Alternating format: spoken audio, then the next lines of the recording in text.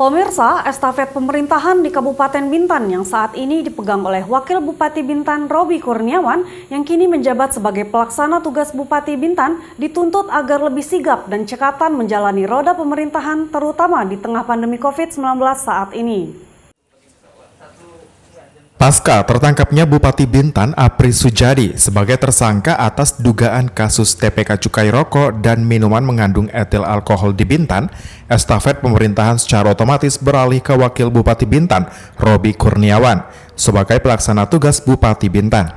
Sebagaimana yang diketahui, kondisi pandemi COVID-19 saat ini menuntut kesigapan kepala daerah Bintan untuk lebih cekatan serta proaktif dalam menjalankan pemerintahan yang saat ini dipegang oleh Roby. Kini dirinya memiliki tugas yang lebih besar sebagai pemimpin tertinggi di PMK Bintan. Hal ini menjadi sorotan bagi pengamat politik yang juga akademisi dari salah satu universitas di Kepri, Roby Patria. Karena beliau itu baru sebagai kepala daerah, maka dia harus lebih agresif dalam mempelajari mekanisme pemerintahan.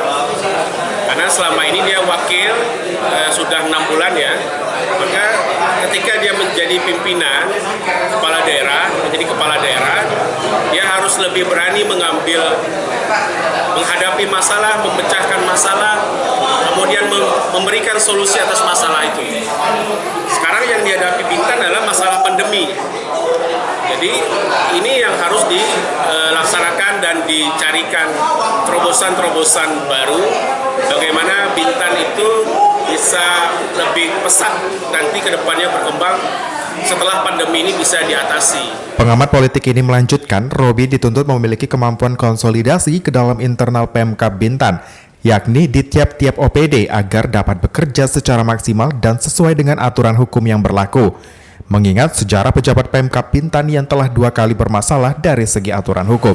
Pertama, mengkonsolidasikan sistem pemerintahannya, yaitu meminta dukungan kepada seluruh kepala OPD untuk bekerja lebih gesit, lebih keras, ya.